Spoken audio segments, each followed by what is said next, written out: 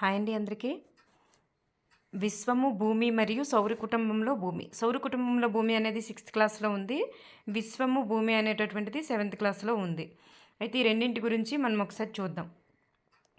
అయితే ఈ రెండు లెసన్స్లో ఉన్నటువంటివి మనకి డిఎస్సి కానీ టెట్ కానీ పర్పస్లో వచ్చేటటువంటి ముఖ్యమైన అంశాలు అనేటటువంటివి ఒకసారి మనం బిట్ల రూపంలో ఒకసారి రివైజ్ చేసుకుంటే ఇక్కడ ఫస్ట్ చూద్దాం. ఫస్ట్ జార్జిస్ లిమైటర్ ఏం చేశారు? బిగ్ బ్యాంగ్ థియరీ లేదా బిగ్ బ్యాంగ్ థియరీనే కదా, ఆయన బిగ్ బ్యాంగ్ సిద్ధాంతాన్ని ప్రతిపాదించడం జరిగింది. అలాగే ఆ సిద్ధాంతానికి గల మరొక పేరేంటి? మహావిస్ఫోటన సిద్ధాంతం. బిగ్ బ్యాంగ్ థియరీనే మహావిస్ఫోటన సిద్ధాంతం లేదా విశ్వ ఆవిర్భావ సిద్ధాంతం అంటారు. అంటే ఒకప్పుడు ఈ ఉన్నటువంటి ఖండాలన్నీ కలిపి ఒకటిగా ఉండేది, అది పేలిపోయి విడిపోయింది అని చెప్పేసి ఈ విశ్వ ఆవిర్భావం అనేటటువంటి సిద్ధాంతాన్ని గురించి తెలిపినటువంటి శాస్త్రవేత్త ఎవరంటే జార్జిస్ లిమైటర్. మన మార్క్ టెస్ట్లో మనకి ఇవ్వడం జరిగిందనమాట. బిగ్ బ్యాంగ్ థియరీ అని అనొచ్చు, మహా విస్ఫోటన సిద్ధాంతం అనొచ్చు, లేదా విశ్వ ఆవిర్భావ సిద్ధాంతం అనొచ్చు.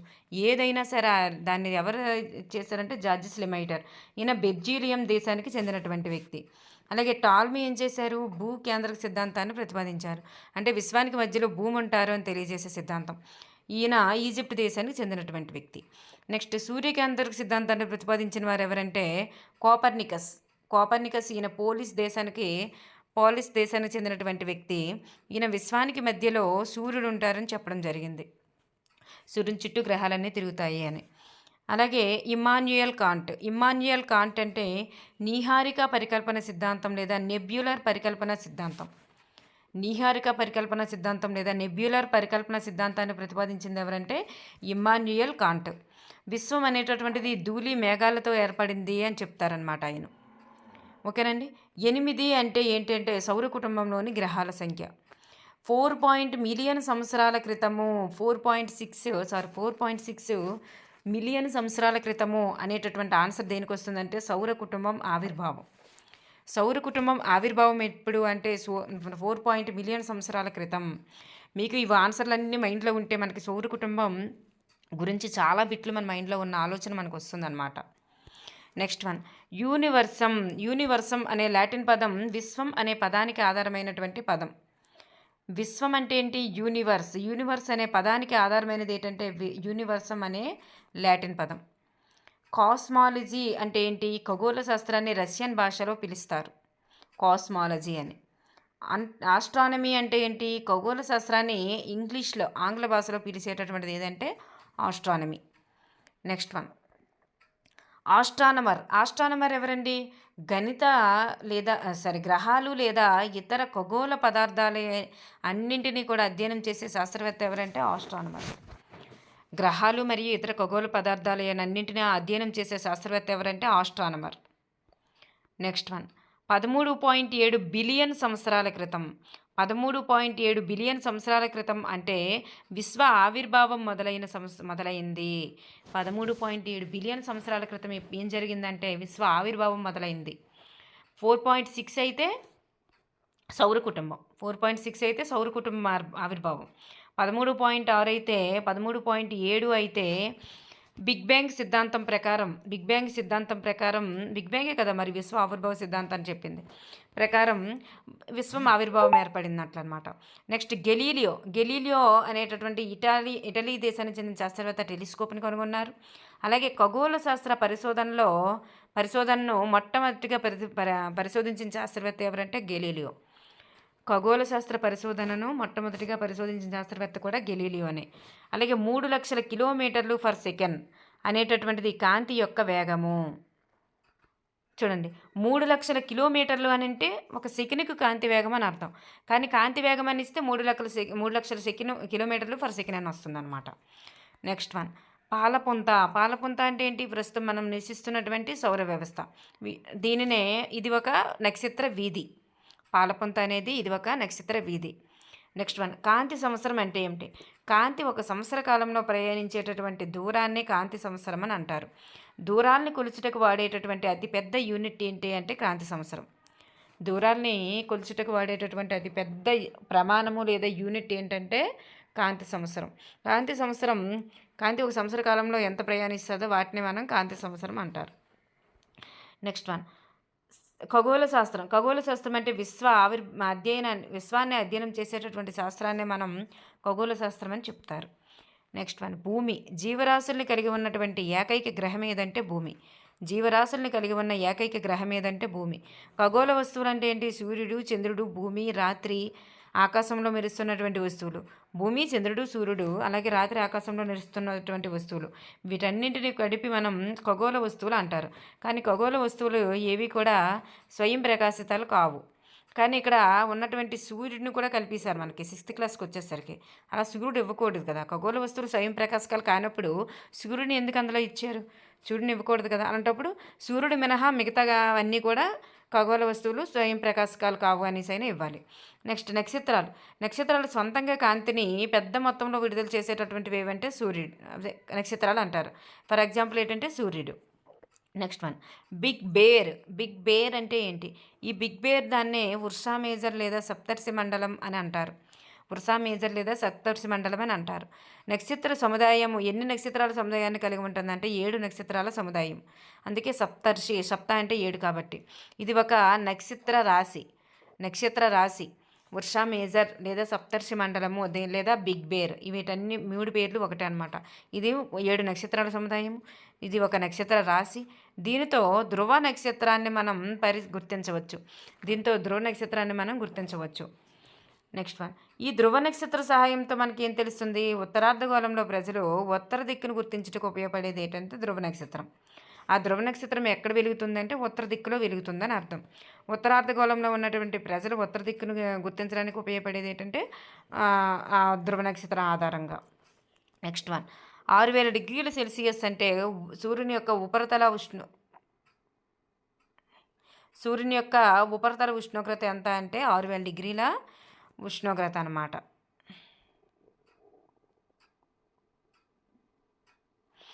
నెక్స్ట్ వన్ 15 కోట్ల కిలోమీటర్లు. 15 కోట్ల కిలోమీటర్లు అంటే భూమికి సూర్యునికి మధ్య గల దూరం అన్నమాట.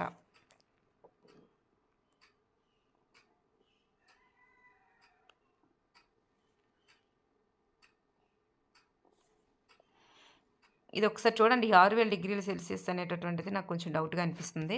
నెక్స్ట్ 15 కోట్ల కిలోమీటర్లు. 15 కోట్ల కిలోమీటర్లు అంటే భూమికి సూర్యునికి మధ్య గల దూరాన్ని 15 కోట్ల కిలోమీటర్లు అని చెప్తారు. నెక్స్ట్ మన 13 లక్షల భూములు.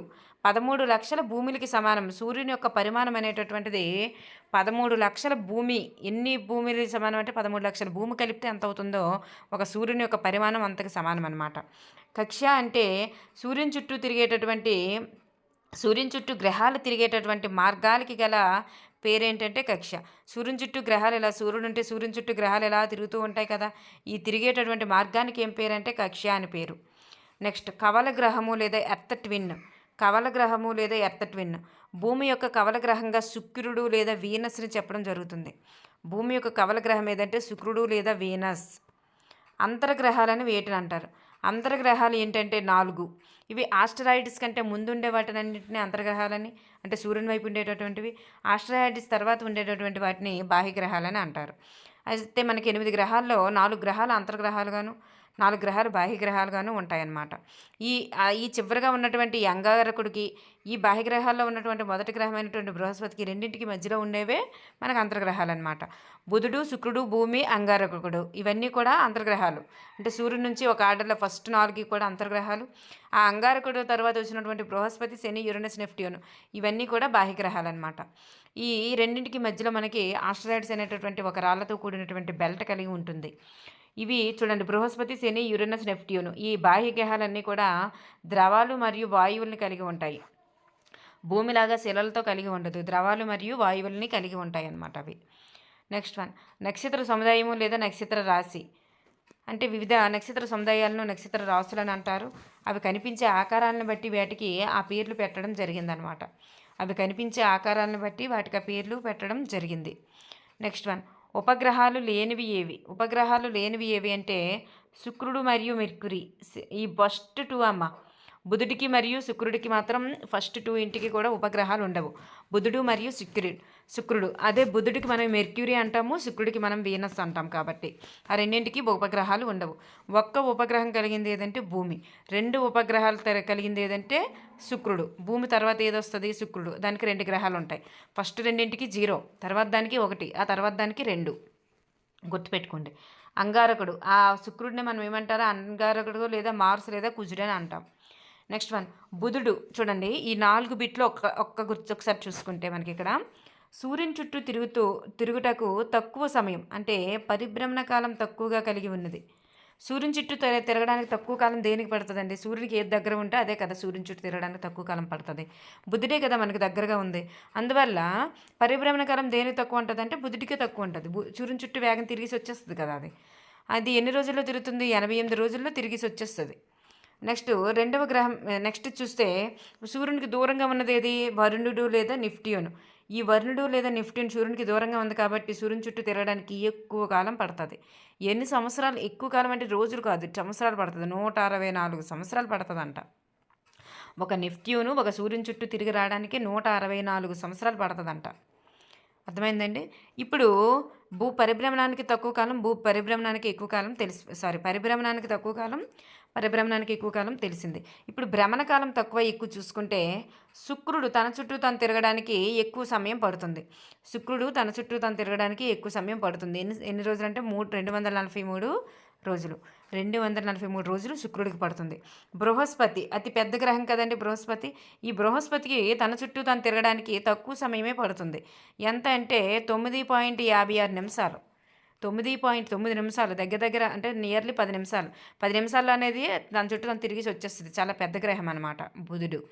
తన చుట్టూ తను తిరిగేసి వచ్చేస్తుంది. అర్థమైందండి? నెక్స్ట్ వన్ ఉల్కల అంటే ఏమిటి? సూర్యుని చుట్టూ తిరిగేటటువంటి చిన్న చిన్న రాళ్ళునే మనం ఉల్కలు అంటారు. సూర్యుని చుట్టూ తిరిగే చిన్న చిన్న రాళ్ళునే మనం ఉల్కలు అంటారు. తోగచుక్కలు అంటే ఏంటి? నిర్ణీత కాలం ప్రకారం ఆకాశంలో దర్శనమిస్తాయి. నిర్ణీత సమయం వచ్చినప్పుడు మాత్రమే ఆ తోగచుక్కలు అనేటటువంటివి మనకు కనిపిస్తాయి అన్నమాట. గెలాక్సీ అంటే ఏమిటి? కొన్ని కోట్లాది నక్షత్రాల సముదాయాన్ని మనం గెలాక్సీ అని అంటారు. మన గెలాక్సీ పేరు ఒక పాలపుంత లేదా ఆకాశగంగ. అయితే ఆస్ట్రాయిడ్స్ లేదా గ్రహశకలాల గురించి చూస్తే ఇవి అంతర్గ్రహాలకు బాహ్యగ్రహాలకు మధ్యలో ఉంటాయి. అంగారకుడు మరియు బృహస్పతికి మధ్యలో ఉన్నటువంటి రాళ్లతో కూడినటువంటి వస్తువులు గల ప్రాంతం ఏదంటే ఆస్ట్రాయిడ్స్ లేదా గ్రహశకలాలు అన్నమాట. నెక్స్ట్ వన్ 3,84,400 కిలోమీటర్లు, అది ఇంగ్లీష్ మీడియంలో ఉంటుంది. 3,84,000 కిలోమీటర్లని ఉంటుంది. ఏంటిది? భూమికి చంద్రునికి మధ్య గల దూరం. భూమికి సూర్యునికి అయితే 15 కోట్ల కిలోమీటర్లు అని చెప్పేసి ఆల్రెడీ చెప్పుకున్నాం. భూమికి చంద్రునికి మధ్య దూరం అయితే 3,84,000 కిలోమీటర్లు. జియోయిడ్ అనేటటువంటిది భూమి యొక్క ఆకారము. ఇది ధృవాల వద్ద నొక్కబడిన లేదా వత్తబడినటువంటి ఆకారము. ధృవాల వద్ద చదునుగా ఉంటూ నొక్కబడినటువంటి ఆకారం అనమాట జియోయిడ్ అనేది. Next INSAT, IRS, EDUSAT. INSAT, IRS, EDUSAT అనేటటువంటివి అంతరిక్షంలో భారతీయ యొక్క ఉపగ్రహాలు అనమాట. ఇన్సాట్, ఐఆర్ఎస్, ఎడ్యుసాట్ అనేటటువంటివి అంతరిక్షంలో భారతీయ ఉపగ్రహాలు. నెక్స్ట్ వన్ శ్రీహరికోట అనేటటువంటిది ఏపీలోనే అంతరిక్ష పరిశోధన సంస్థ. ఇది ర్యాకెట్ లాంచింగ్ స్టేషన్ అనమాట. ఇస్రోకి సంబంధించినటువంటిది. ఇస్రోకి సంబంధించినటువంటి కొన్ని ఉన్నాయి కదా, ఒక 7 ఉంటాయి, అందులో మనది ఒకటి అనమాట. ఈ ఏపీలో అంతరిక్ష పరిశోధన సంస్థ శ్రీహరికోట. ఈ శ్రీహరికోట అనేది ర్యాకెట్ లాంచింగ్ స్టేషన్ అనమాట. ఉపగ్రహ ప్రయోగ కేంద్రం కలిగినటువంటి ప్రదేశం. ఇది ఇస్రోకి సంబంధించింది. నెక్స్ట్ వన్ 27 రోజులు చంద్రుడు 27 రోజులు అంటే ఏంటి? చంద్రుడు భూమి చుట్టూ తిరిగి రావడానికి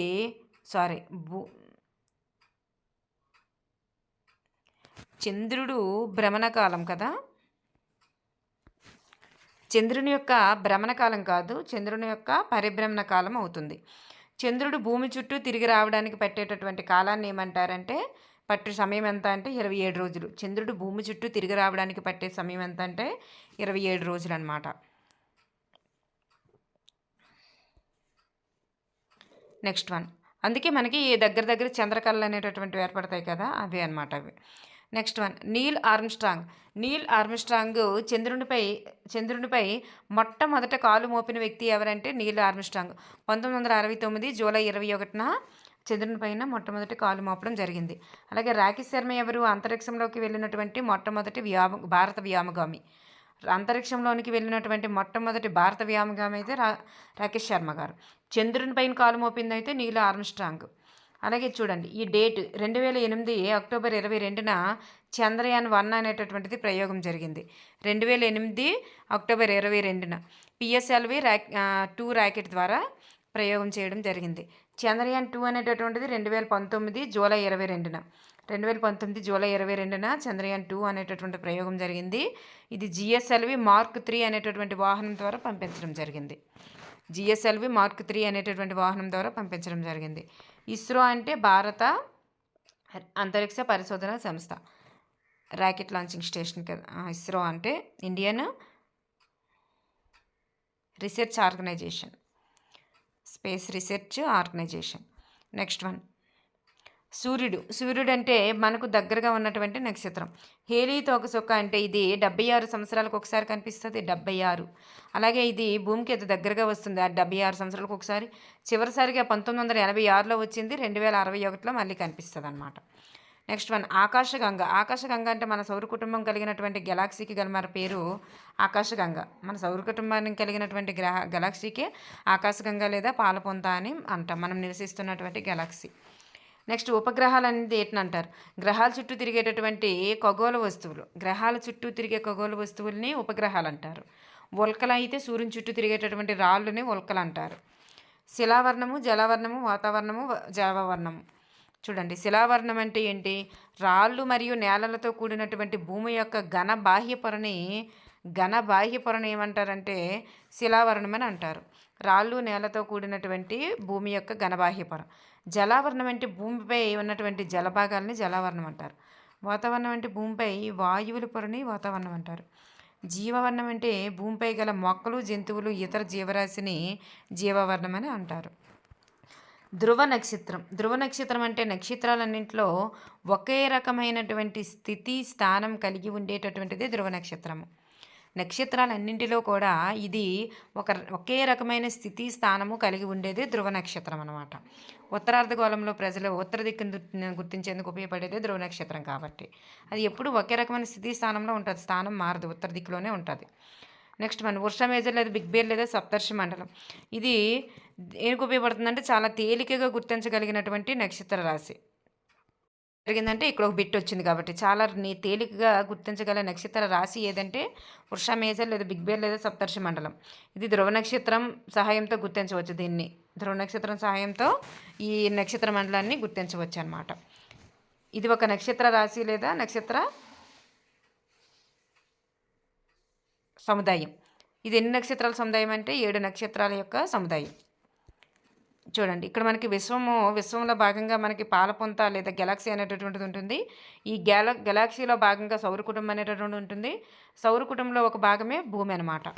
అంటే అన్నింటికంటే పెద్దది విశ్వం అనే ఆలోచన మనకు రావాలి. నెక్స్ట్ 70,000 కిలోమీటర్లు అంటే విశ్వము సెకనుకు 70,000 కిలోమీటర్ల మేర విస్తరిస్తుంది. 70,000 కిలోమీటర్లు 70 కాదు, 70 కిలోమీటర్లు అంటే విశ్వము ఒక సెకనుకి 70 కిలోమీటర్ల మేర విస్తరిస్తుందంట. నెక్స్ట్ 3 లక్షల కిలోమీటర్లు కాంతి యొక్క వేగం సెకనుకు. 112,000 కాంతి సంవత్సరాలు. 112,000 కాంతి సంవత్సరాలు అంటే గెలాక్సీ యొక్క ఒక అంచు నుంచి మరొక గెలాక్సీనకు గల దూరము. గెలాక్సీ యొక్క ఒక అంచు నుంచి మరొక అంచునకు గల దూరాన్ని ఏమంటారంటే ఎంత దూరం ఉంది అంటే 1,20,000 కాంతి సంవత్సరాల దూరం ఉంది. గెలాక్సీ యొక్క ఒక అంచు నుంచి మరొక అంచునకు గల దూరం. 125 బిలియన్ గెలాక్సీలు. విశ్వంలో ఉన్నటువంటి గెలాక్సీల సంఖ్య ఎంత అంటే 125 బిలియన్ గెలాక్సీలు అనేటటువంటివి ఉన్నాయి. నెక్స్ట్ పర్యావరణం గురించి. ఒక ప్రాంతంలో పర్యావరణం అంటే ఏంటంటే సజీవ మరియు నిర్జీవం ఉండాలి. చూడండి, ఒక ప్రాంతంలో మొక్కలు, జంతువులు, సూక్ష్మజీవులతో కూడినటువంటి జీవ మరియు జీవరహిత కారకాలతో పనిచేసేటువంటి సహజ వ్యవస్థను ఏమంటారంటే పర్యావరణం. పర్యావరణం అంటే సజీవ మరియు నిర్జీవ అంశాలు. ఇది సహజ మరియు మానవ నిర్మిత మరియు మానవ పర్యావరణం మొదలైనటువంటి రెండింటి యొక్క చూడండి, సహజ మరియు మానవ నిర్మిత రెండింటి కలయిక అనమాట ఇది. పర్యావరణం అనేటటువంటిది సహజంగా ఏర్పడవచ్చు. అందులోనే మనం మానవులు కూడా కొన్ని నిర్మించవచ్చు అనమాట. ఇది మన ప్రాథమిక జీవిత సహకార వ్యవస్థ. ప్రాథమిక జీవిత సహకార వ్యవస్థ ఏది అంటే పర్యావరణం. మన యొక్క ప్రాథమిక జీవిత సహకార వ్యవస్థ ఏదంటే పర్యావరణం. జీవావరణం గురించి చూస్తే మనకు ఒక బిట్టు, భూమి యొక్క ప్రత్యేక సహజ వాతావరణం ఆవరణం ఏది అంటే జీవావరణం. భూమి యొక్క ప్రత్యేక సహజ ఆవరణం ఏదంటే జీవావరణము. నెక్స్ట్ వన్, వరద అంటే అర్థం ఏంటంటే పొడిగా ఉన్న భూమిని మునిగిపోయేలా చేసేటటువంటి నీటి ప్రవాహమే వరద. పొడిగా ఉన్న భూమిని మునిగిపోయేలా చేసే నీటి ప్రవాహం ఏదంటే వరద. పదవ పంచవర్ష ప్రణాళిక అంటే పదవ పంచవర్ష ప్రణాళికలో మొట్టమొదటిసారిగా విపత్తు నిర్వహణకు అభివృద్ధి అంశంగా నిర్ణయించారు. విపత్తు నిర్వహణ అనేటటువంటిది ఒక అభివృద్ధి అంశంగా ఏ ప్రణాళిక ద్వారా నిర్ణయించడం జరిగిందంటే పదవ పంచవర్ష ప్రణాళిక ద్వారా విపత్తు నిర్వహణ అనేటటువంటిది అభివృద్ధి అంశంగా నిర్ణయించారు. దీనికోసం మార్గదర్శకాలు మరియు నిర్దిష్ట అభివృద్ధి పథకాలను కూడా సూచించడం జరిగింది. విపత్తు నిర్వహణ అనేటటువంటిది అభివృద్ధి పథకంగా ఎన్నో పంచవర్ష ప్రణాళికలు నిర్ణయించారంటే పదవ పంచవర్ష ప్రణాళికలో. పారిశ్రామిక విప్లవం అంటే పారిశ్రామిక విప్లవ రంగంలో వచ్చినటువంటి ఆకస్మిక మార్పులు.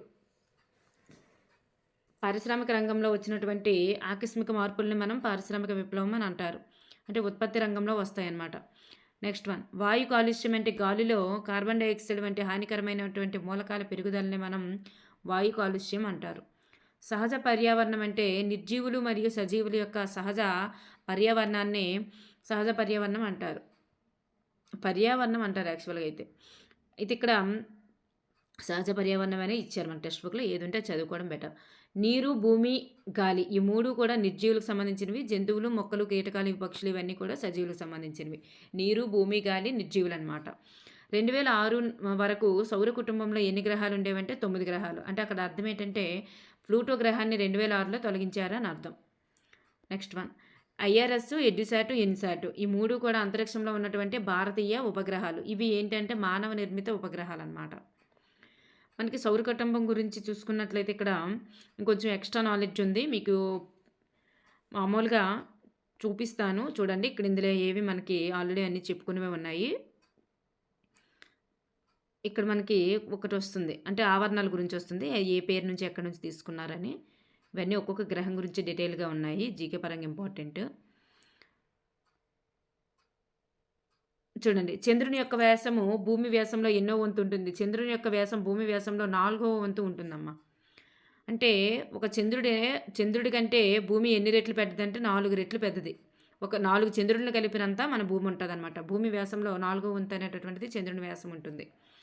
నెక్స్ట్ వన్ చూస్తే ఇక్కడ చూడండి, సెప్టెంబర్ 24,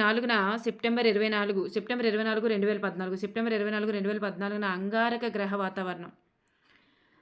అంగారక గ్రహం యొక్క వాతావరణము స్థలాకృతిని అన్వేషించడానికి ఐఎస్ఆర్ఓ ప్రారంభించినటువంటి ఏంటంటే మంగళయాన్ అనేటటువంటిది అనమాట. మార్స్ ఆర్బిటల్ మిషన్ మామ్ అనేటటువంటిది అంగారక కక్షలోనికి చేరుకుంది. ఐఎస్ఆర్ఓ అనేటటువంటిది ప్రారంభించింది అనమాట. ఇది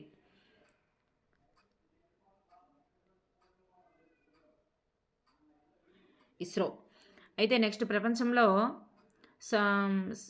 Soviet space programme, NASA, European space agency తర్వాత అంగారక గ్రహాన్ని చేరుకున్నటువంటి 4వ అంతరిక్ష సంస్థగా ఇస్రో అనేటటువంటిది మంగళయాన్ని పంపించడం ద్వారా 4వ అంతరిక్ష సంస్థగా పేరు పొందిందనమాట.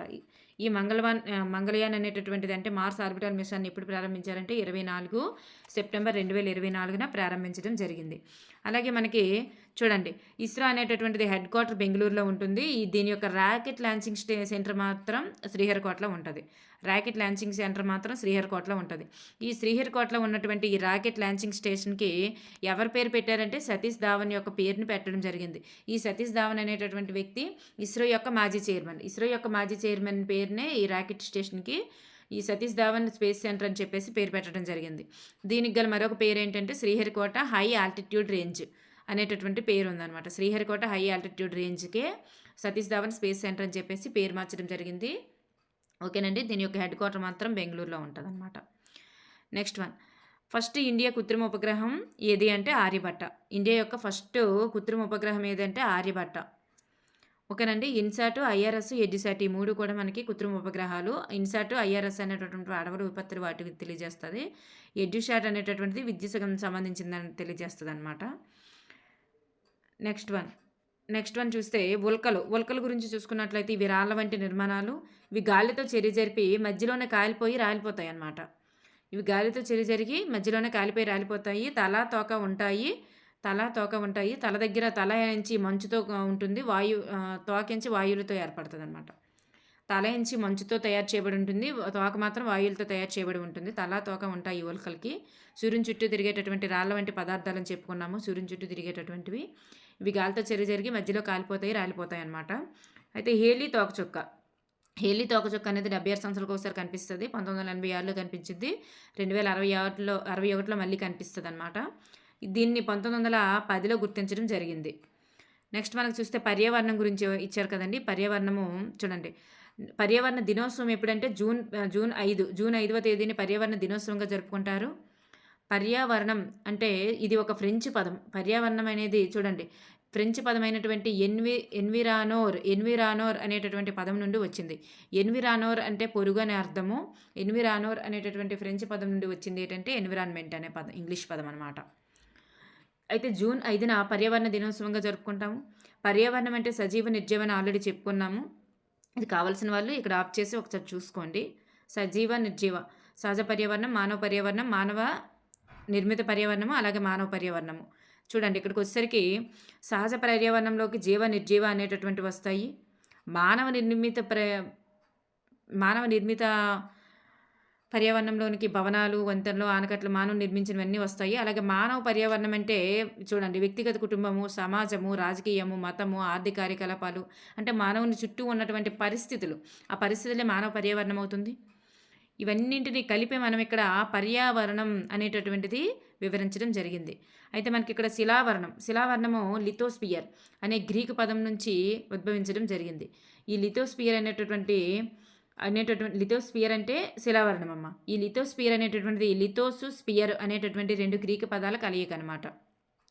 లిథో అంటే రాయి, స్పియర్ అంటే గోళము. అయితే ఇప్పుడు శిలావరణానికి సంబంధించిన ఒక దినోత్సవం ఉంది. ప్రపంచ ధరిత్రీ దినోత్సవం ఎప్పుడు జరుపుకుంటారంటే ఏప్రిల్ 22. ప్రపంచ ధరిత్రీ దినోత్సవాన్ని ఏప్రిల్ 22న జరుపుకుంటామన్నమాట. ఓకేనండి. Next one. ఇప్పుడు ఈ శిలావరణంలో ఏంటంటే ఉంటాయి, భూస్వరూపాలన్నీ ఉంటాయి అన్నమాట. శిలలు అంటే పర్వతాలకు సంబంధించినవి అనమాట ఉంటాయి. ఇక్కడ చూస్తే ప్రథమ శ్రేణి, ద్వితీయ శ్రేణి, తృతీయ శ్రేణి అని చెప్పేసి ఉంటాయి. ప్రథమ శ్రేణిలోకి ఖండాలు, మహాసముద్రాలు వస్తాయి. అలాగే ద్వితీయ శ్రేణిలోకి కొంచెం హైట్తో అంటే పెద్దవన్నీ ప్రథమ శ్రేణి. అలాగే చిన్నవి పర్వతాలు, పీఠభూములు, మైదానాలు ఇవన్నీ కూడా ద్వితీయ శ్రేణి కిందకు వస్తాయి. తృతీయ శ్రేణి అనేసరికి అఖాతాలు, జలపాతాలు, సముద్రాలు, సింధు శాఖలు, రిజ్జులు, అగాధాలు ఇవన్నీ కూడా తృతీయ శ్రేణిలోకి వస్తాయి అన్నమాట. పర్వతాలు, పీఠభూములు, మైదానాలు ఈ 3 కూడా ద్వితీయ శ్రేణి. ఖండాలు, మహాసముద్రాలు ఇవన్నీ కూడాను ప్రథమ శ్రేణి కింద వస్తాయి. అలాగే పర్వతాలు, కొండలు, పీఠభూములు, ఎడార్లు, లోయలు ఇవన్నీ కూడా శిలావరణానికి చెందినవి అనమాట. జలావరణం అంటే ఏంటి, హైడ్రోస్పియర్. హైడ్రో అంటే నీరే, హైడ్రోస్పియర్ అనమాట. ఈ హైడ్రోస్పియర్ అనేటటువంటి గ్రీకు పదాలైనటువంటి హైడ్రా మరియు స్పియర్ల నుంచి వచ్చింది. హైడ్రా అంటే నీరు అని, స్పియర్ అంటే గోళం అనే అర్థం. ప్రతి దగ్గర స్పియర్ అంటే గోళమే, హైడ్రో అంటే నీరు. అలాగే ప్రపంచ నీటి దినోత్సవం, అక్కడ ధరిత్రీ దినోత్సవం వచ్చింది. ప్రపంచ ధరిత్రీ దినోత్సవం ఎప్పుడండి, ఏప్రిల్ 22. పర్యావరణ దినోత్సవం జూన్ 5. చూడండి మనకి ఇక్కడ పర్యావరణ దినోత్సవం జూన్ 5. అలాగే ప్రపంచ ధరిత్రీ దినోత్సవం ఏప్రిల్ 22. ప్రపంచ ధరిత్రీ దినోత్సవం ఏప్రిల్ 22. అలాగే ప్రపంచ నీటి దినోత్సవం, నీరు హైడ్రోస్పియర్ కదా, నీటికి సంబంధించిన నీటి దినోత్సవం అయితే మార్చి 22. అలాగే మానవాళికి అవసరమైనటువంటి నీరు ఎంత ఉందంటే 1% మాత్రమే ఉంది. Next one. 2/5 వంతు నీరు ఉంది. ఇందులో 11% నీలిగ్రహాన్ని కలిగి ఉందన్నమాట. నెక్స్ట్ వన్ చూడండి. వాతావరణం అంటే అట్మాస్ఫియర్ని వాతావరణం అంటారు. ఇది గ్రీకు పదాల కలయిక అనమాట. అట్మాస్ మరియు స్పియర్ అనేటటువంటి 2 గ్రీకు పదాల కలయిక. అట్మాస్ అంటే ఏంటి మనకు తెలిసిందే, ఆవి అని. స్పియర్ అంటే గోళం. అయితే అట్మాస్ఫియర్కి సంబంధించిన దినోత్సవం ఏంటంటే ఓజోన్ దినోత్సవం. ఓజోన్ దినోత్సవం ఎప్పుడంటే సెప్టెంబర్ 16. ప్రపంచ ఓజోన్ దినోత్సవం ఎప్పుడంటే సెప్టెంబర్ 16న ప్రపంచ ఓజోన్ దినోత్సవం. జూన్ 5 అయితే ప్రపంచ పర్యావరణ దినోత్సవం. అలాగే చూడండి జూన్ 5 అయితే ప్రపంచ పర్యావరణ దినోత్సవం. ఏప్రిల్ 22 అయితే ప్రపంచ ధరిత్రీ దినోత్సవం. నీటి దినోత్సవం అయితే మార్చి 22. మార్చి ఏప్రిల్ జూన్ వచ్చింది మనకి ఇప్పటి వరకు. ఇప్పుడు ఇది సెప్టెంబర్ 16 అయితే ఓజోన్ దినోత్సవం. సెప్టెంబర్ 16 అయితే ఓజోన్ దినోత్సవం.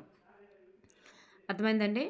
నెక్స్ట్ వన్, ఇందులో మనకి నైట్రోజన్ అత్యధిక శాతం ఉంటుంది 78%, ఆక్సిజన్ 21%, ఆర్గాన్ 0.93%, అలాగే కార్బన్ డైఆక్సైడ్ 0.03%, అలాగే నీటి ఆవిరి అనేటటువంటిది 0.04% అనేటటువంటిది ఉంటుంది.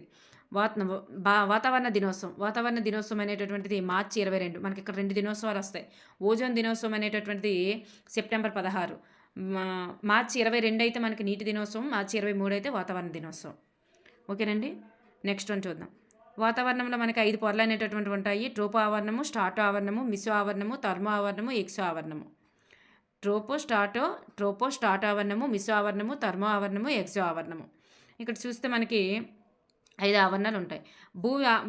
చూడండి, జీవవర్ణం అనేటువంటిది బయోస్పియర్. జీవవర్ణం అంటే బయోస్ అంటే జీవము, స్పియర్ అంటే గోళం. ఇది కూడా 2 గ్రీక్ పదాల కలయిక అనమాట. ఇది చూడండి, ఈ భూమి అనేటటువంటిది 3 పొరల్లో ఉందన్నమాట. భూమి యొక్క అంతర్నిర్మాణం అనేటటువంటిది భూమి పొరల్లో ఉంది. భూమి కింద అనేటటువంటిది అది ఏంటంటే భూపటలము, భూప్రావారము, అలా విధంగా భూకేంద్ర మండలం. భూపటలం అంటే పైన ఉండేటటువంటిది, ప్రావారం అంటే మధ్యలో ఉండేది, భూకేంద్ర మండలం అంటే ఇంకా కొంచెం లోపలికి ఉండేది అనమాట. భూపటలం ఎంత దూరం ఉంటుంది?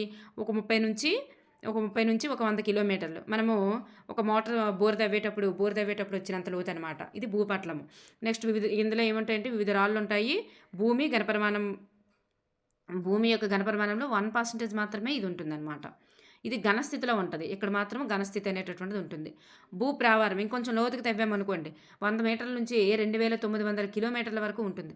చూడండి, ఇక్కడ మనకు వచ్చింది కిలోమీటర్ అండి. 100 కిలోమీటర్లు, 100 మీటర్లు అయితే కాదు. భూప్రావారం అనేటటువంటిది 100 మీటర్లు అయితే కాదు. భూపటలం అనేటటువంటిది 100 మీటర్లు కాదు, 100 కిలోమీటర్లు. అంటే మోటార్ తవ్వినంత కాదు, చాలా ఎక్కువ అనమాట. 100 కిలోమీటర్ల వరకు ఉంటుంది.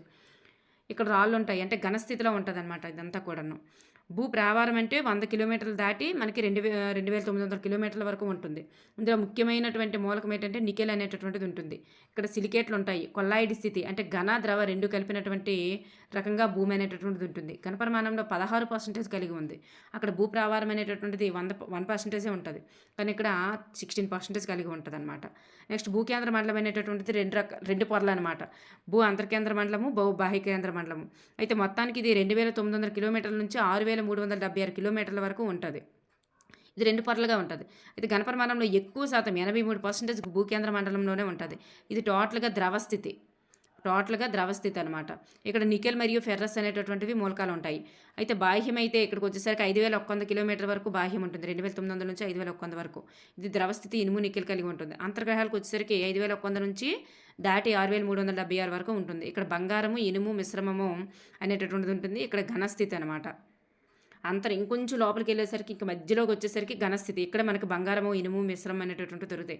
అంత లోపలికి తవ్వితే కానీ మనకి బంగారం అనేటటువంటిది దొరకదు అని అర్థం. దీన్ని బట్టి బంగారం అనేటటువంటిది చాలా ఎక్కువ ఉంటుందంట అక్కడ.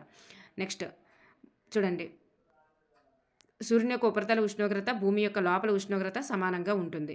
సూర్యుని యొక్క ఉపరితల ఉష్ణోగ్రత మనకి 6000 డిగ్రీల సెల్సియస్ అని చెప్పుకున్నాం కదండి. అది భూమి యొక్క ఉపరితల ఉష్ణోగ్రతనేని. ఇక్కడ భూమి యొక్క లోపల ఉష్ణోగ్రత 6000 డిగ్రీల సెల్సియస్కి సమానంగా ఉంటుందన్నమాట. Thank you everyone.